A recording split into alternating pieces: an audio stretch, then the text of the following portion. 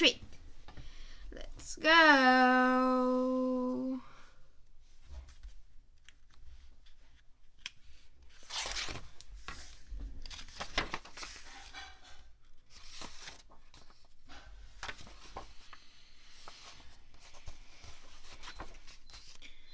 The sights and sound of autumn were all around as Mama Bear pushed her shopping cart along the path that led to the Bear family's treehouse. The trees and shrubs were ablaze with color. Farmer Ben's pumpkin stood bright orange in the October sun. The crows crowed noisily as they searched the stubble for bits of corn. Wild geese in great V formation honked high in the sky as they flew south. Brother, the surest sign of the season, was inside the tree house, hiding behind Papa Bear's easy chair, its costume on Mama. It wasn't Halloween yet, but brother and sister couldn't wait to try on their new costumes. Sister was going to be a beautiful ballerina. Well, what do you think? She asked, taking the third position. Shh, said brother. Mama's coming. Brother had chosen to be a spooky monster on Halloween. He said about the spookiest monster mask he could find, and Mama made the last of the costume. Boo! He shouted at Mom. Mama came in with the groceries. Help! A monster! She cried, pretending to be frightened. It's only me, Mama, he said, showing his face. So it is, said Mama. Well, that just goes to show that appearance can be deceiving. Appearances can be deceiving. What's that mean? Asked Sister. It's just a grown-up way of saying that things aren't always what they look like, explained Mama as she unpacked the groceries. Look, goodies, said brother. Hands off, please, said Mama. Those are for trick-or-treaters who come to our house tomorrow night. Brother and sister were very excited about Halloween and a little nervous too. This was the first year they would be going trick-or-treating. We saw the grown-up along to supervise. I am not so sure I like the idea of them going by themselves, said Papa, as he carved the pumpkin he got from Farmer Ben. It's pretty spooky out there, he added, making a square face at the cups. Now, Papa, said Mama, if brother and sister want to accept the challenge of going out on their own, I think we should encourage them. But remember, she continued, turning to the cups, there will be strict rules. You will stay in your own neighborhood and you won't eat any of the treats until you're back home. Besides, said brother, we won't really be by ourselves. We made a trick-or-treat date with Cousin Freddie, Lizzie Brain, and Queenie McBear. "There," said Papa, putting the finishing touches on the jack-o'-lantern. Then he lit a candle inside it and turned out all the lights. It was pretty scary. The next day, brother and sister began planning the trick-or-treat route they'd follow that night. Brother got a pencil and paper and made a map of the neighborhood. That way, he explained, they wouldn't miss anybody. "Let's see now," he said. "We'll stop at our houses. First our Freddy's, Lizzie's, and Queenie's.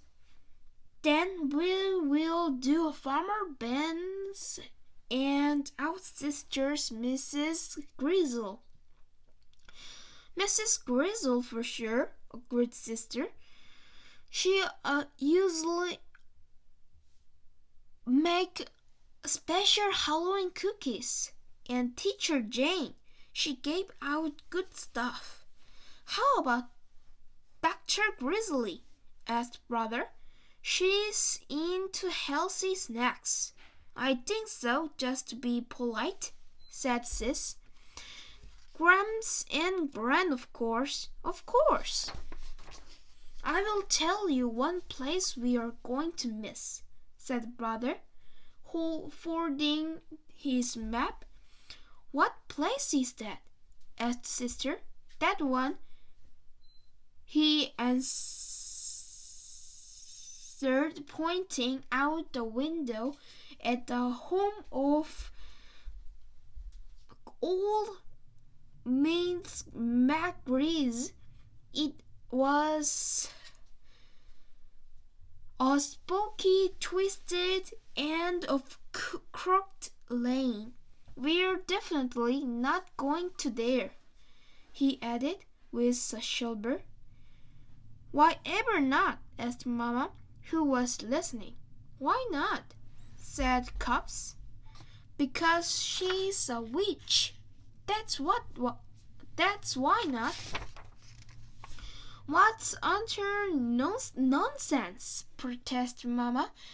"True, Miss McGreed's is old and bent and leather, forbidding looking, but I can assure you she's a perfectly nice person." But the Cubs didn't believe her. Not for a minute. They knew better. Everybody knew better. No doubt about it, Miss McGree's was a witch for sure. Just after dark, a pirate, a skeleton, and the wicked queen from Snow White came for brother and sister. They were Freddie, Lizzie, and Queenie, of course, and together they bantered out into the darkness with their trick-or-treat bags. Before they could get started collecting Halloween goodies, they were joined by some worrisome company. Tootle Grizzly and his gang out for mischief. Tootle didn't waste any time trying to get brother, sister, and their friends to go along with him and his gang. "Come on, we'll show you goodies how to have some real Halloween fun," he said, pulling brother along with him. "What sort of fun?" asked brother Worley. "Oh, you might say we're gonna put the trick back in trick-or-treat," he said, chuckling. It was so dark that brother and the other didn't notice where they were heading. "Hey," said sister, "this is Crooked Lane." "That's right," said Tootle. "We're gonna play a few tricks on old Witch McGree's." What sort of trick?" asked brother. Her nod. twisted old tree house loomed ahead. "First," whispered Tootle, tucking a roll of toilet paper from his jacket, "we'll decorate her house with a little of this. Then maybe we'll tie a few knots in her clothesline. Then smear some honey on her broomsticks, so she will stick to it when she tries to fly."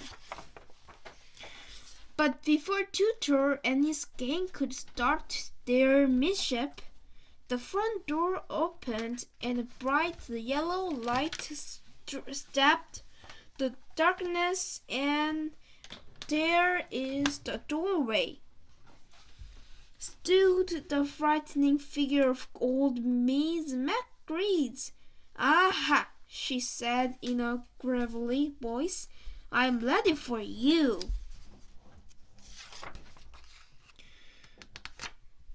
She then led the terrified couple into a cozy living room.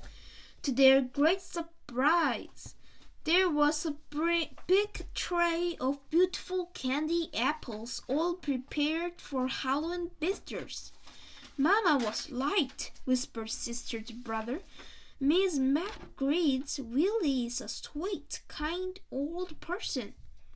The cubs thanked her for the beautiful apples and went about the rest of their trick-or-treat businesses. Later that evening, brother and sister were at home looking over all the treats they had collected. The beautiful candy apples stood out, and Papa asked where they came from. "From Miss McGreed's," answered brother. "From that scary-looking old grandpa's that lives down Crooked Lane?" said Papa. "That's right," said brother, taking a delicious bite of his candy apples. "You must really try to remember, Papa," said sister, giving her apple a little lick. "Appearances can be quite deceiving." Thank you for watching. Bye bye.